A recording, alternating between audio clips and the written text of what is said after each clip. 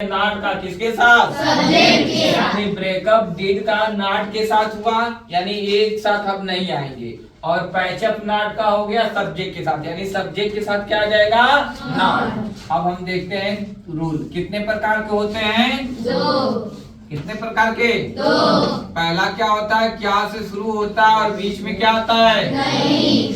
जब अगर कोई भी सेंटेंस है क्या से शुरू हो और बीच में नहीं हो, उसी को हम लोग क्या बोलेंगे? Interrogative plus negative. उसी को क्या बोलेंगे? Interrogative plus negative. क्या बोलेंगे? Interrogative plus negative. इससे कम आओगे तो मैं एक ही सेंटेंस में 10 बार बुलवाऊंगा। ठीक, तेज नहीं हो, कम नहीं होना चाहिए इसे। इंट्रोगेटिव प्लस निगेटिव कब होगा?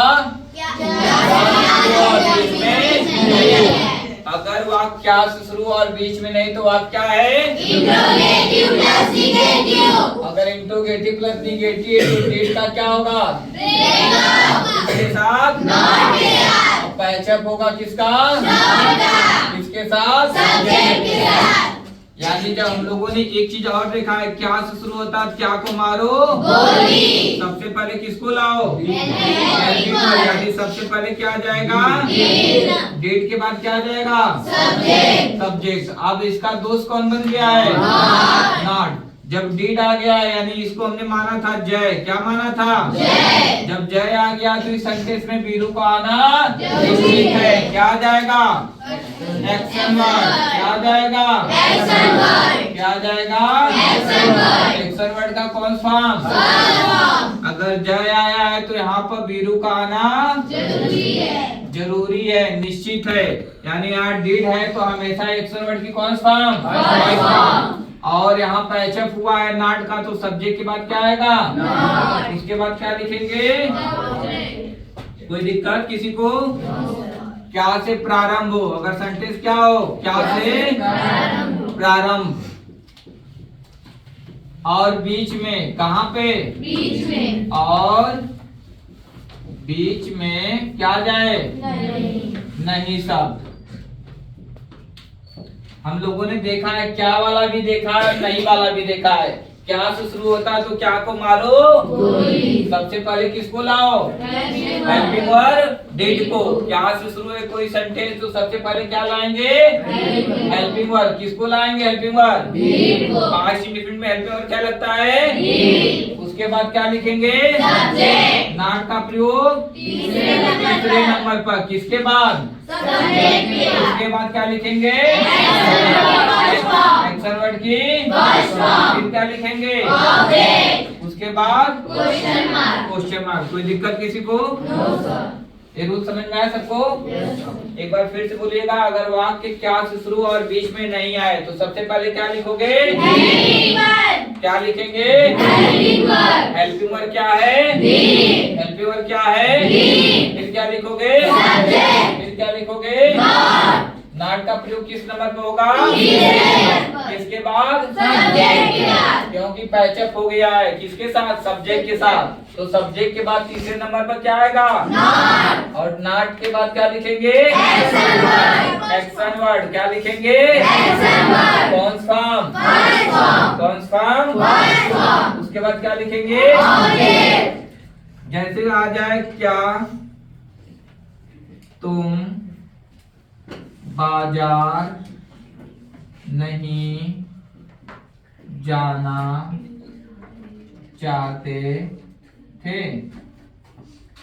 क्या क्या वह तुम्हें अंग्रेजी नहीं पढ़ाता था?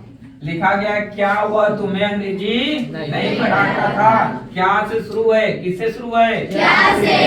बीच में क्या आ गया? नहीं। अगर कोई भी सेंटेंस क्या से शुरू हो जाएगा और बीच में क्या आ जाएगा? नहीं। तो उसको हम लोग क्या मानेंगे?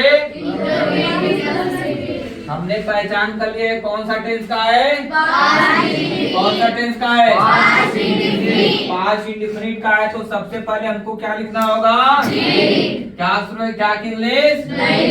सबसे पहले क्या लिखेंगे? क्या लिखेंगे? डीड के बाद क्या लिखेंगे? सब्जेक्ट इसमें क्या है? वर्क इंग्लिश क्या लिखेंगे? He. Work English did he. अब क्या लिखना है? देखो पहले डिड लिखना था, लिख लिए। क्या लिखना था फिर क्या लिखना है? तीसरे नंबर पर नॉट।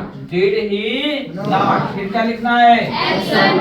Action word. इसमें क्या है? पढ़ाना की कौन सा फॉर्म लिखना है? First form teach. आप देखो ऑब्जेक्ट है, मैंने बताया था कितने प्रकार के होते हैं? दो प्रकार के। एक को हम लोग बोलते हैं डायरेक्ट ऑब्जेक्ट और एक को बोलते हैं इनडायरेक्ट ऑब्जेक्ट। क्या बोलते हैं? इनडायरेक्ट किसको बोलते हैं? सजीव को। और डायरेक्ट किसको बोलते हैं? Did he not teach. हमेशा तुम लोग किसको लिखा करो? इनडायरेक्ट को। Did he not teach you. क्या नहीं पढ़ाते हैं? इंग्लिश। और अंत में क्या लगाओगे? Question mark. आप बोलोगे क्या हुआ तुम्हें अंग्रेजी नहीं पढ़ाता था?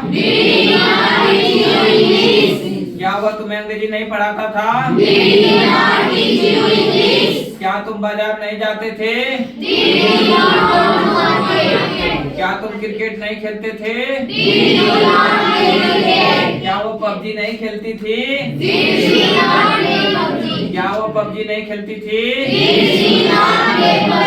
क्या वो भोजन नहीं पकाती थी?